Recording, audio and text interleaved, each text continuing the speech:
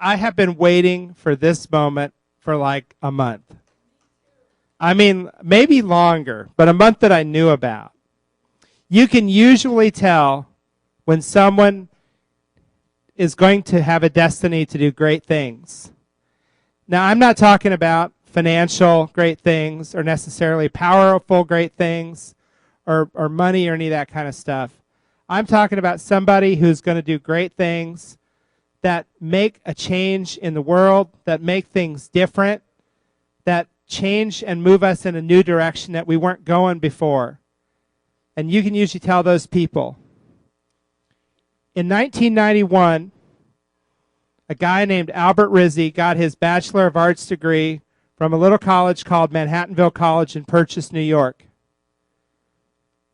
Now, Albert started with he started in a pretty auspicious way. From 1994 to 2001, he enjoyed a career with a large apparel manufacturer called the Jones Group, doing managing their licensing, some of the contracting functions, marketing. A great job, and frankly, a great job to get started with in your career. He managed licenses. He negotiated contracts. He did marketing. He helped them kind of move their brands forward. $300 million company. But that was not where his destiny was going to lie. He was going to do even more. In 2001, Albert traded in his career in corporate America for the classroom. He actually became a teacher of primary grades in the New York City public school system.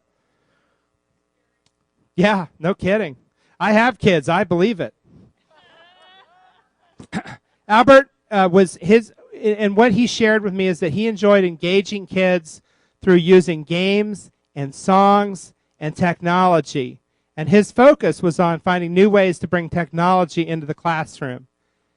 In 2004, Albert broadened his reach within the education field and educating kids by becoming the director of the Mark After School and Pre-K program. In this role, Albert directed a staff of 40 people, contractors and subcontractors, who developed curricula and educational programs for kids ages 4 to 12. These are very solid contributions to his community and to the kids in his community. But there was more to come.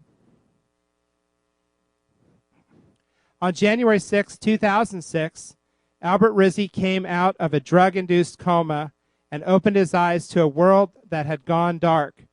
The meningitis that had sent him into a death spiral and nearly caused his death stole his vision, stole his eyesight.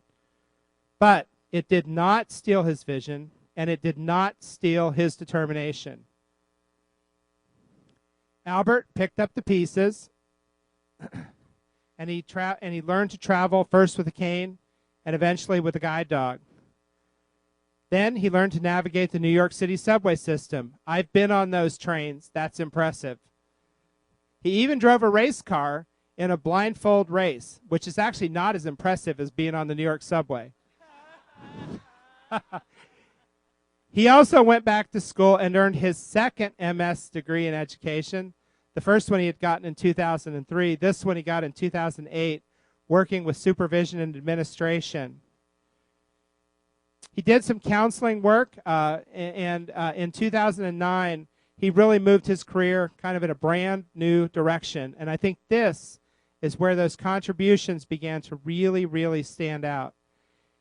In 2009, Albert started an organization called My Blind Spot. He's the founder of that organization to this day. Albert, in this role, My Blind Spot is really about debunking stereotypes about people who are blind and visually impaired and about the limitations that we all must endure. The focus is on building partnerships with other organizations and companies and developing products and services that promote accessibility, technology, employment, and that improve the lives of blind and visually impaired people. Now, I got to tell you,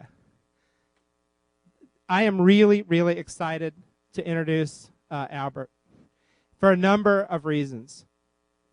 First off, I had never heard Albert's name until about a year ago, maybe a year and a half ago. We were both involved in the guide dog movement, and I certainly came across him there. I also share something else in common.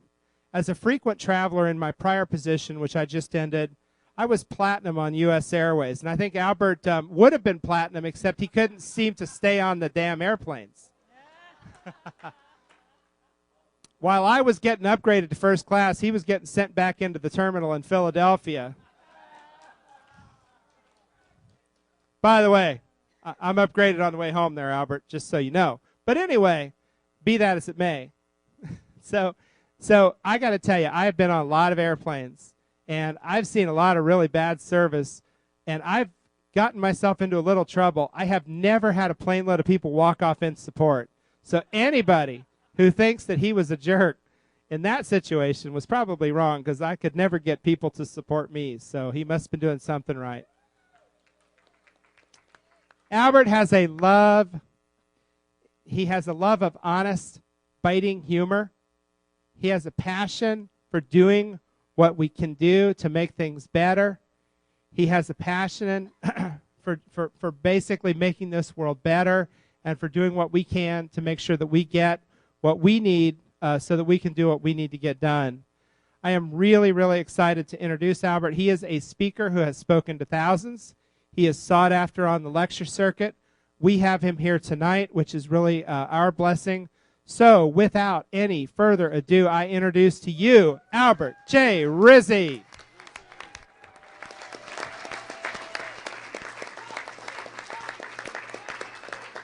Well, I don't even know what to say. I didn't expect him to be so nice to me.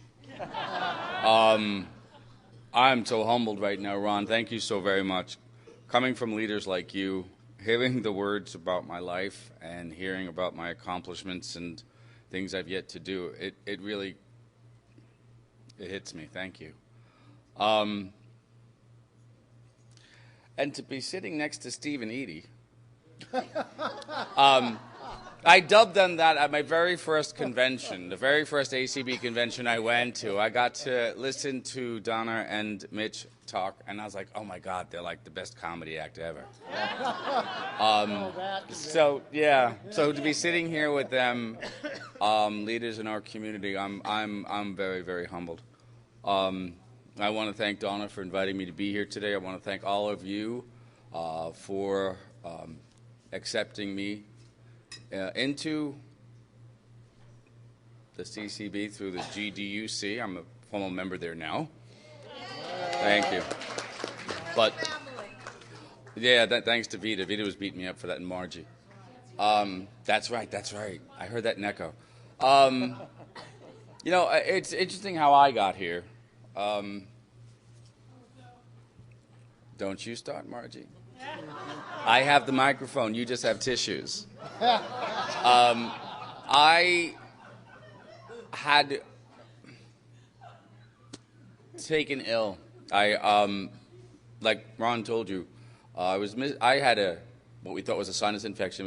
It was misdiagnosed, and it turned out to be full-blown meningitis. I was in the hospital for 2 months. I nearly died. I'm 6'2", and usually 190-ish, and ish. Well, you never know. It fluctuates. That was Pam, wasn't it? Yeah, I could tell. Even your ish I could hear. And I went down to 120 pounds. I put my family through a very bad time, and I actually almost had last rites read to me until my mother threw the priest out of the room and said, "Not my effing son." And I'm very proud of her for saying that, even though I think it was totally inappropriate, but that's my mother. And some of you who know me know I got that from her. And then January 6th, the day of the Epiphany, I woke up. And you don't think I deserve to be on the Epiphany? And it wasn't anything I didn't expect, oddly enough. And it wasn't until 2 months after the fact that I said to my mother and my father, and my family. I'm like, hey, you know, when I was able to start making sense out of that morphine-induced haze that I was living in, was I upset about being blind? Did I freak out? And my mother was like, yeah, no. She goes, you were sitting there going, I'm blind. And I kept rubbing your arm saying, it's going to be okay. It's going to be okay. And you're like, no, Mom, I'm blind. I'm going to be blind. And there was this calm peace and acceptance until I didn't get the Caesar salad that I wanted a few days later, and it was a peanut butter and jelly sandwich, which I threw across the room, and then I followed with my mother's tradition of foul language. And my father was very upset about that because he doesn't talk like that. And my father cleared the hospital room. My nieces were there, my nephews, my entire family, my brother, my sister. And my father said very clearly, it sucks to be you. If I could take this from you, I would, but I can't. I didn't raise a quitter for a son. I raised a leader. So you're going to have to suck it up and be one of the best blind people you've ever known.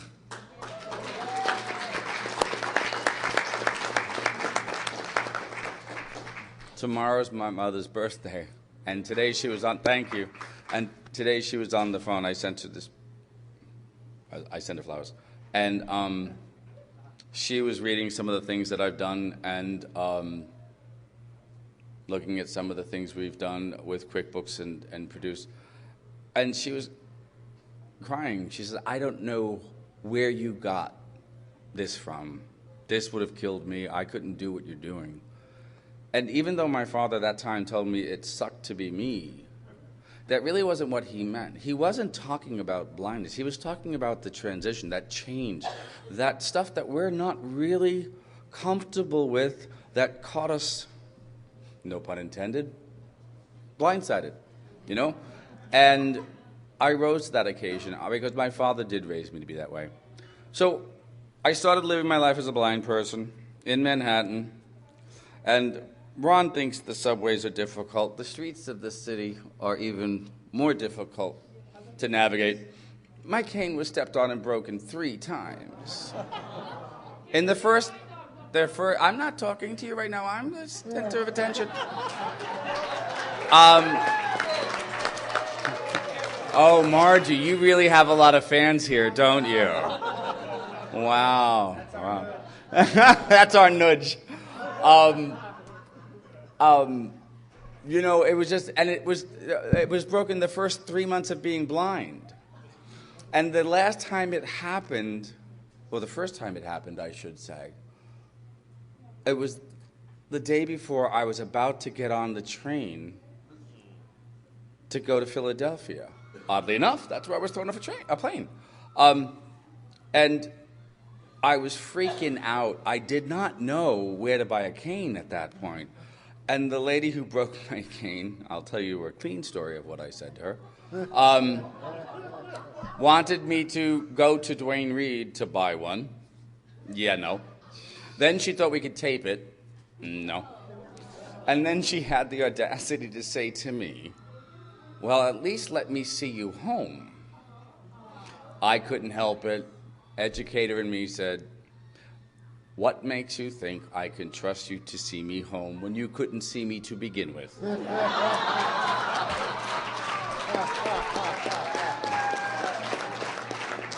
Fortunately enough, I had a fantastic mobility instructor. I called her hysterical because I did not want to give up my first time riding Amtrak as a blind person. And she had one in her back pocket, so I'm like, cool. So the next time that my cane broke, I was going for my mobility instruction, the approval. I was getting, you know, my freedom to be independent, I guess. And 2 people stepped on my cane that day, totally by accident. It was weird. It's a very weird place in New York City, 57th Street and 8th Avenue. You go down the stairs, and it's sort of the subway station entrance is set back, but you've got to go 2 blocks underground. I went from 13th Street, east side of Manhattan, all the way up to 57th and 9th by Subway, and my cane broke, and it was like this limp noodle. And I'm going down a flight of stairs, and I was determined to continue doing what was expected of me to get home. And as I go down to the base of the stairs, I hear this woman say, "Go right, go right." Now, I looked at her and I'm like, "Excuse me? I will in a minute." I couldn't go right because there was a wall. I had to go left. She said it again, but this time she seemed really perturbed. "I said go right. Go right." Now, you know that I am my mother's son. So I turned to her to say something, and at that precise moment, Annalyn, my mobility instructor, said, "Albert, please don't say it." And she's laughing hysterically. And the beads of sweat are pouring down my head because I'm trying to do my best. And Annalyn is laughing. I said, "Annalyn, what the hell is so funny?" "The lady who was telling you to go right, go right." I said, "Yeah, what was her damn problem?" "She was blind and she had a guide dog. The dog was looking at your She said,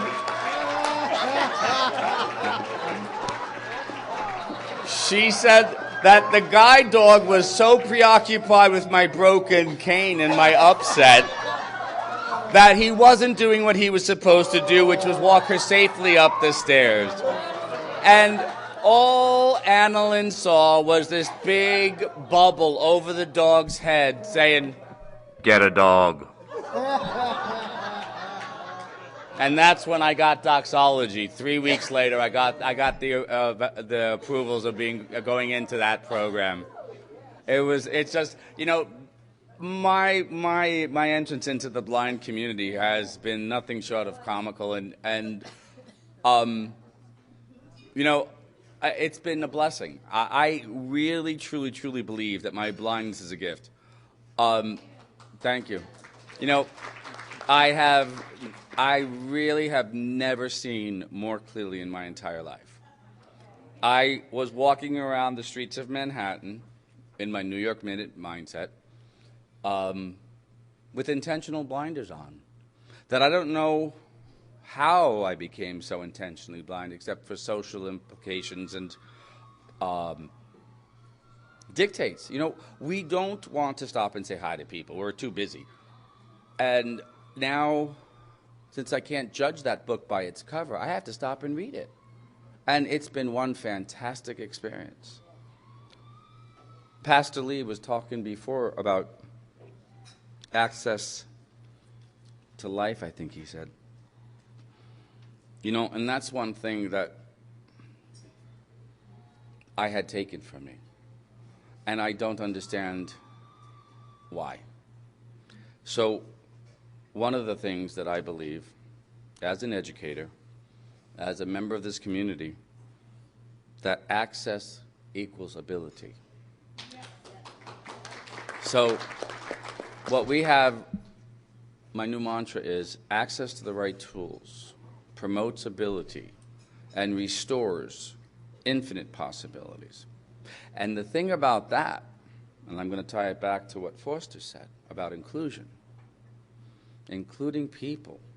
Everybody has ability. It doesn't matter whether we're blind or not.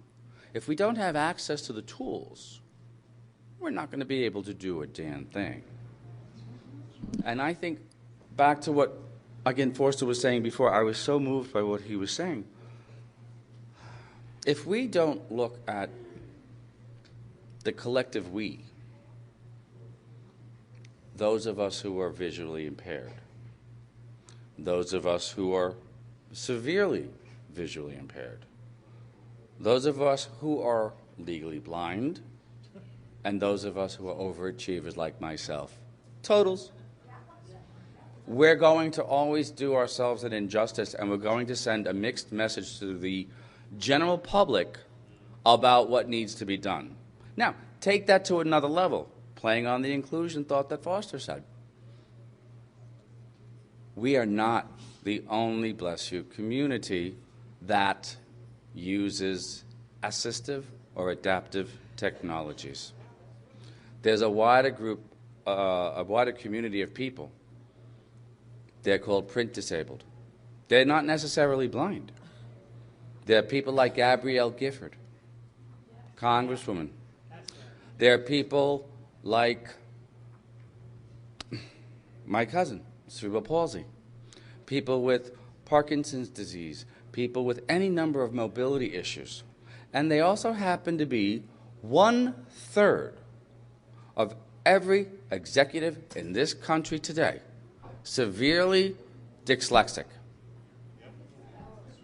Once we start embracing and inviting the discussion about other people who use the same tools as we do, they're going to really appreciate what it means to be able to do something with your eyes closed. How many times have we heard that? Oh, I can do it with my eyes closed. Well, if they want to do it with their eyes closed, why does blindness get such a bad rap? Okay? Now, I'm going to take it a little further because I could see. I've been blind 8.5 years now. When we all look, I'm not buying you anything for Christmas, but thank you. When we all want to believe in a higher power, whether it's God, Yahweh, Jehovah, whether it's the forces of nature, like the Native Americans, or whether it's in ourselves, that's called blind faith. When we want to find that friend, that best friend, that spouse, that partner, that wife, that husband, we want to be with somebody that we have complete and utter blind trust with. And then when the proverbial stuff hits the fan, I'm not allowed to curse here, Donna told me. But Mitch said crap. Yeah. Okay. We go to the court, and the court is supposed to dole out justice how? And what is Lady Justice wearing? A blindfold, proving to me seeing is not believing. Believing is seeing. We see with our heart, we see with our ears, we see with our senses. We don't necessarily see the truth with our eyes because it gets skewed. Now, most people who don't have the pleasure and the privilege of being blind like us tend to think incidental learning experiences come through vision. Well, that's true, but they also kind of skew the truth and they confuse issues. Helen Keller once said, the only thing worse than being blind is having sight but no vision. Now, Ron talked about my vision. I might not be able to see like everybody else, but my vision is strong. My vision is committed to making sure not only my peers have access to tools that they need to be able to create their own possibilities, but more importantly, I believe in preventative medicine. I'm not all about triage because, you know what, no offense, but some of us older dogs, we don't want to learn tricks. All right? We don't want to learn new tricks. But we have, for the first time, an opportunity as a collective community to give our blind youth, our print-disabled youth, an opportunity to pursue careers of their own choosing.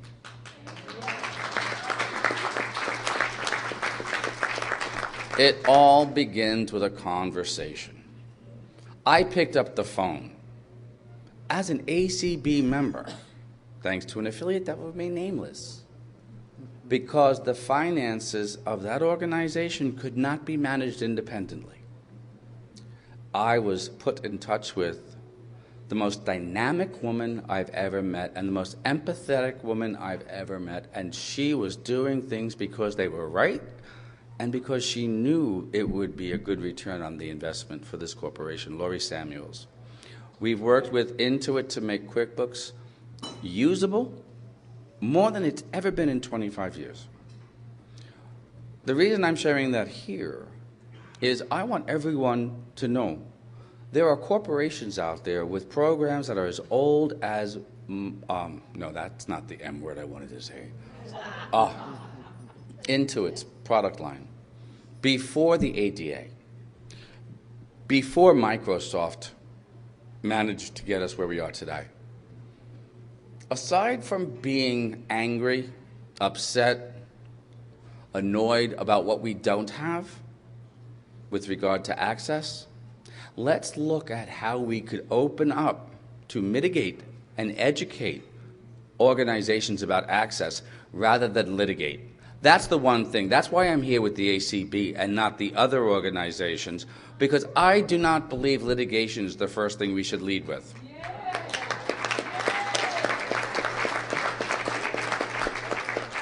Now,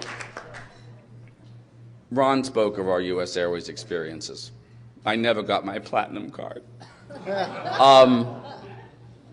But that was the most, well, at first, I can't do that because that's a whole nother conversation. At first, it was the most humiliating, subjugating experience since I was told I would never see again, at least not traditionally. For 43 minutes, I stood in the terminal wondering if I was going to get home. What did I do so terribly to this woman that I couldn't get on that plane? And those of you who know me, it's plausible that I might have said something. But my dog was never out of control. He was not Cujo running up and down the aisles. Not at all. Nope. Anybody who has a guide dog knows the guide dog, unless it's Margie's dog, is running up out of control. They never do that. Guide dogs never do that. But what was, in that 43 minutes where I stood there wondering if I was going to get on that plane or whether I was going to be hoofing it home with Doxy, those 35 people got off. And what I want you all to know is we know at least 2 people in our lives who are like those 35 people.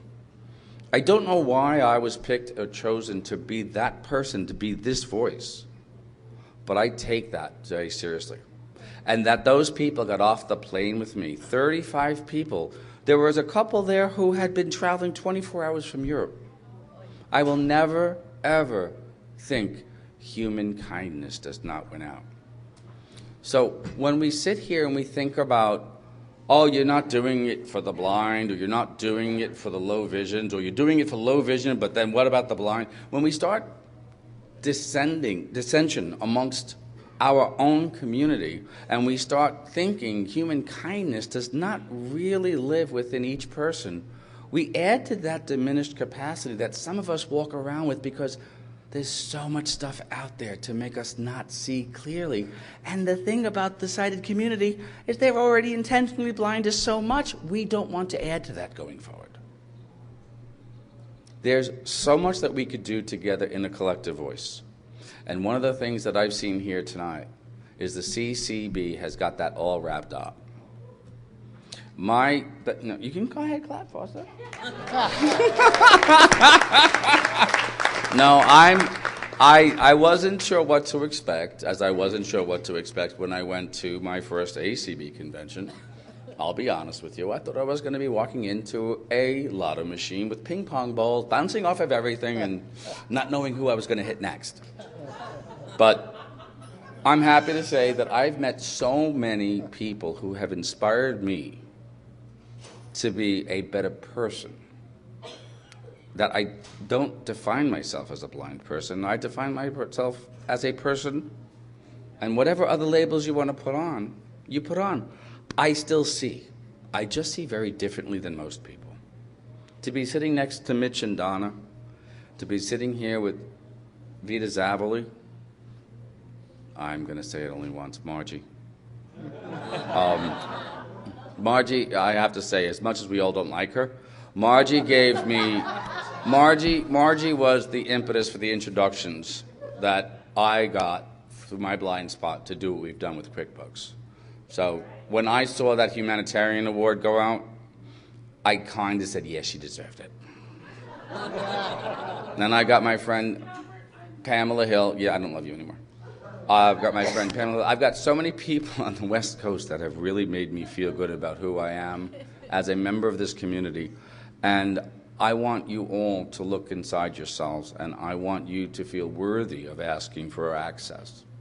I want you to let me know if you don't have the strength in your own voice that you can use mine. I want to say thank you very much for being here today. I want to say thank you for inviting me, and I'm just very proud to be a member of this community. Thank you.